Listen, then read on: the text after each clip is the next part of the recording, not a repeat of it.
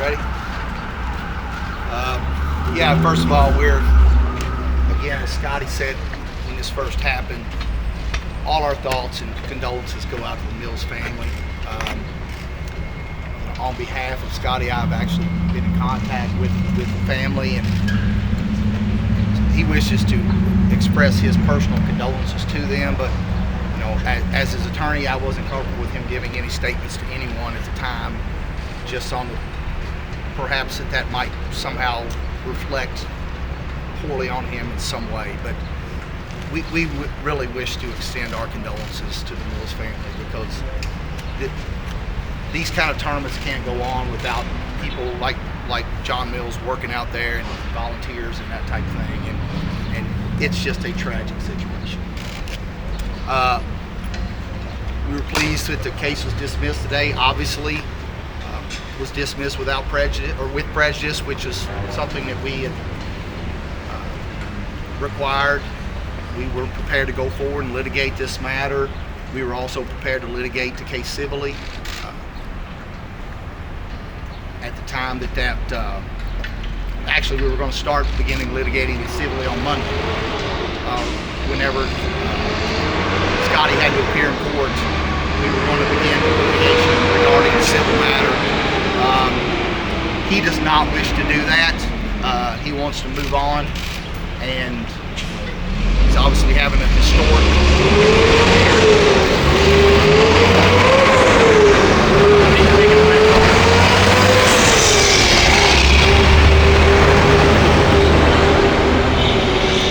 Why doesn't he want to file a lawsuit? Well, Andy, lawsuits are paid by the taxpayers. If he prevails in civil litigation against the LMPD, who pays that? Taxpayers of Louisville. He doesn't wish the taxpayers of Louisville to pay him for whatever occurred. Also, too, litigation is a distraction for anyone. And the truly historic season he is having right now, being involved in litigation would be a distraction. And as we've learned, you all local know, I was involved in Kenneth Walker's case. I was involved in David McAtee's case. Litigation doesn't change what the police do. We can sue them and continually bring in those litigations, and it doesn't change. If Scottie thought it would somehow make a positive difference, I'm sure he would be willing to do anything that would make a positive change in policing or anything else. We had lengthy discussions regarding that, as well as regarding the criminal case, and he understands it was a miscommunication. As Mr. O'Connell said, he wasn't aware that the fatality had occurred. He had been directed, as other players were, how to proceed into Valhalla. That's what he was doing. And when this occurred, obviously tensions were high. As you can tell from the body cam audio that several of you asked me about in the police car on the way downtown, that is Scottie Scheffler. He is, as always, as nice and polite and respectful as you could possibly be. I can assure you, if I was in the back of that police car, I would not have been nearly as polite as he was. But that's who he is. And the one thing about this possible criminal case, as I said, we were prepared to try the case, and a civil case. Every case is dependent on the quality of the defendant or the plaintiff. If they are likable, they are credible, and they are honest, then you have a good case. Scottie Scheffler, you cannot find one person to say a bad word about him. When he's in a police car after being falsely arrested, he is still a perfect gentleman. I can assure you, Andy Wolfson, you would not have been. Okay? I mean, it is remarkable the restraint and character he evidenced, not only during the incident, after the incident as he's being taken downtown, and in the press conference that day. Scottie Scheffler, we need more Scottie Schefflers in the world. Steve, could you address some of the support he got from throughout the city? he's not from Louisville, but there were lots of people supporting him from then until now. Well, it's obvious he didn't do anything wrong. And as I've said repeatedly, the more evidence that comes out, the more it shows that, Scottie was a victim here. And I think everybody sees something like this happen and realizes they're one wrong turn or running into the wrong person away from going to jail themselves. Steve, I have to ask you though, the statements that Scottie made after the arrest don't seem to fully align with what you're saying right now. He admits that he got impatient and went too far. No, here's what happened, is he is being interrogated after the most stressful situation of his life, right? And the officer is actually asking him leading questions and trying to get him to agree with them, okay? And that's why you don't talk to the police, because they are going to try to put words in your mouth. But and this was that's after, exactly what they did. But that was after he read his Miranda rights. He didn't Of have course, to speak. he didn't have to speak. But again, he asked to talk to the officer. He wanted to explain to him what happened. However, they are trying to get him to confess to something that he didn't do. And the video evidence shows he didn't do it. That's why you don't talk to the police. They are not trying to get to what happened. They are trying to get you to incriminate yourself. And that's what they were trying to do to him. And he didn't incriminate himself. He continued to show the quality of his character by trying to diffuse the situation. Steve, in that body camera video, he specifically says the words verbatim, he just hit me with his flashlight. Do you believe there are grounds for a lawsuit if he so chooses? There are absolutely grounds for a lawsuit. He doesn't want to be involved in it. Again, because who pays? The taxpayers of Louisville. Scottie Scheffler doesn't want the taxpayers of Louisville to have to pay him a dime. He wishes to move forward from this case. Do you think the officer was dragged? No, he was not. There are multiple eyewitnesses to the incident. The actual initial contact that I've spoken with, I have statements from, that the prosecutor's office have spoken with, that confirm that he was not dragged. You believe they would have dismissed this case if he was dragged? No, they would not have. That did not happen. Did the detective tell the truth about what happened? People make their own decisions on that. How is Scottie doing today, Steve? I mean, since the news of this, how's he feeling? He's happy it's over. He wants to move on. He's still the best golfer in the world, so there's a lot to be said for that. And he's glad it's over. Somebody wants to know if you can confirm that was him in the body cam video. That is him speaking. And where did that video come from? Was that leaked? You'll have to take that up with whoever got it or LMPD, because it wasn't provided in discovery, because discovery has not been undertaken yet in the case, because it was dismissed before discovery began.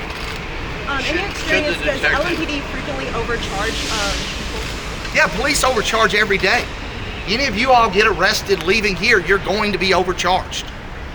That's what happens. Why? Because it gives them more leverage in negotiations. In this case, they didn't have any leverage because A, we had eyewitnesses, B, we had video, and C, Scottie had the resources to defend it. That changes everything. But yes, police overcharge every day to every person. Do you believe this was an overreaction? And two, have you seen the photos of any of the injuries or the officer's uniform? What I believe isn't important. My job was to represent my client, who, again, I represent people in criminal charges all the time, and people ask me, how do you represent somebody you know is guilty? And my response always is, it's a lot harder to represent someone you know is innocent, because that's a lot more stress. So have you seen any photos of the injuries or the uniform? I've seen everything there is to see in the case.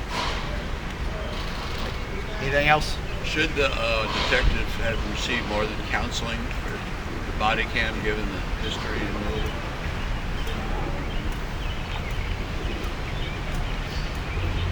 Well, should they have received counseling for the body cam? Or No, more than that. Yeah, or the fact that a guy was falsely arrested.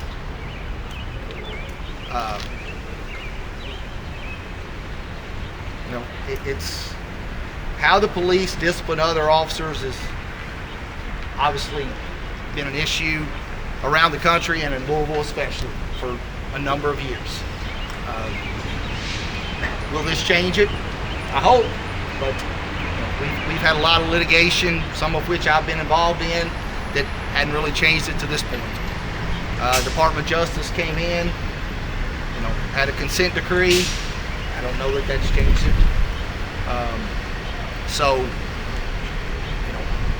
the one thing that you should take from it is every person, regardless of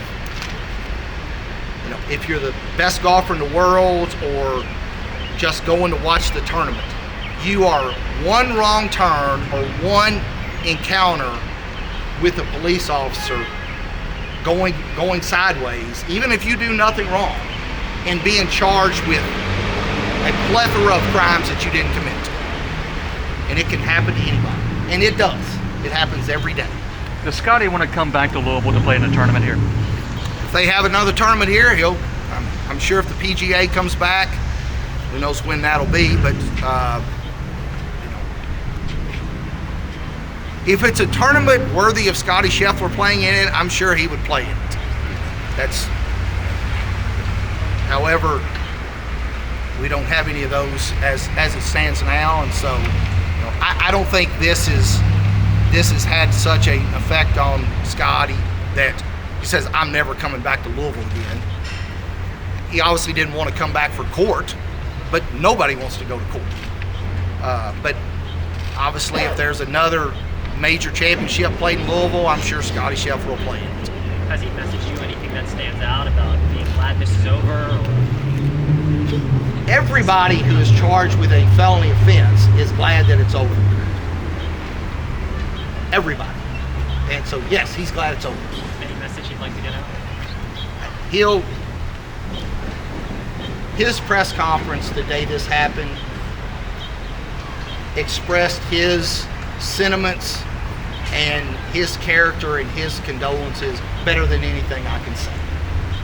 So I don't want to speak for Scottie Scheffler. He's much more eloquent than I am. Would you like to see a public apology from LMPD about this at all? Sure. I've been doing this a long time. Public apologies are hard to come by from the police. If you were to pursue legal action, who do you think would be named as the parties in the lawsuit? We're not.